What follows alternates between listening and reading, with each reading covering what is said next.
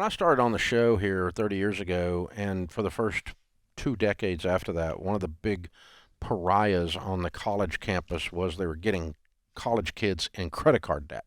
Credit card people walking up and down the campus handing out free T-shirts and free pizzas and getting people in debt. Most of the states and college institutions have run the credit card people off the campus. They're somewhere within a block away doing that stuff, but they're not physically on the campus anymore.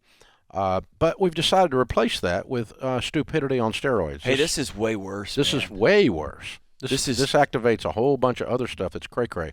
This is unbelievable to me. New York Times reporting how colleges and sports betting companies have Caesarized campus life. In order to reap millions of dollars in fees, universities are partnering with betting companies to introduce their students and sports fans to online gambling. They sold their students out. In September 2021, an official at Michigan State University's athletic department sent an email to his boss with exciting news. An online betting company was willing to pay handsomely for the right to promote gambling at the university. Alan, if we're willing to take an aggressive position, we have $1 million a year deal on the table with Caesars. Paul Shager wrote to Alan Haller, the university's athletic director. In the end, the company proposed a deal worth $8.4 million over 5 years. Other schools, too, have struck deals to bring betting to campus. After Louisiana State University signed a similar deal in 2021 with Caesars, the university sent an email encouraging recipients, including some students who were under 21 and couldn't legally gamble, to place your first bet and earn your first bonus. So far, at least 8 universities have become partners with online sports betting companies or sports books, many in the last year, with more expected. The partnership raises questions, however, about whether promoting gambling on campus, especially to people who are at an age when they are vulnerable to develop, and they're broke, and they're under your care. You freaking idiots! Unbelievable. Dude, Dave, I guess it's hard for me to catch my breath on this. This is the first time reading through this. This is insane. To my colleagues at universities across the country, you should be ashamed of yourself. Yes. And for those of you who've walked away from this, good for you for having some shred of decency.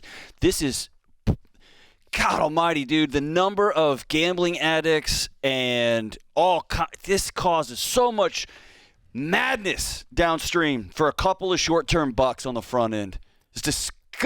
Selling out your own students that you're supposed to be selling out for. God almighty, dude. You really ought to have your butts kicked up around your neck and be wearing them like a collar. This is unbelievable.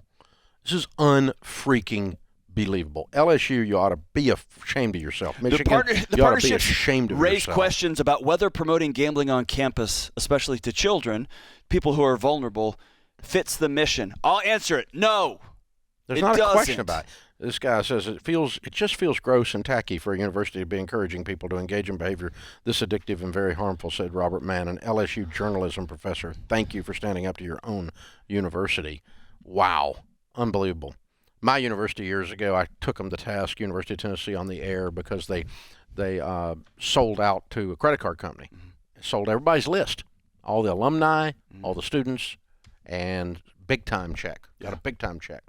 To sign everybody up for the UT credit card. Yeah, like I need a Smoky in my plastic.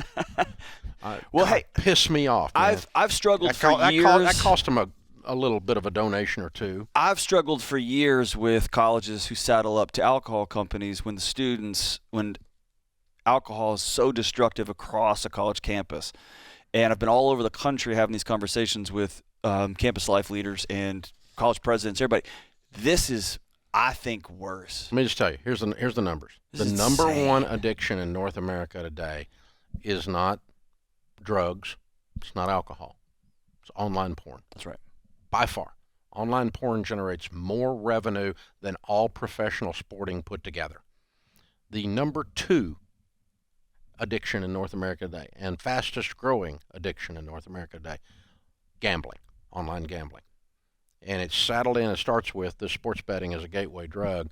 And, if you want to do it and you're 50 years old and you got $10,000 just to piss away, that's fine. We'll just call you stupid. But when you're serving up your students and they're supposed to be in your care, and you're a university president or an athletic department in a university, you ought to be fired for incompetence. Immediately. For endangering your students. You greedy SOBs. Unbelievable. It's unconscionable.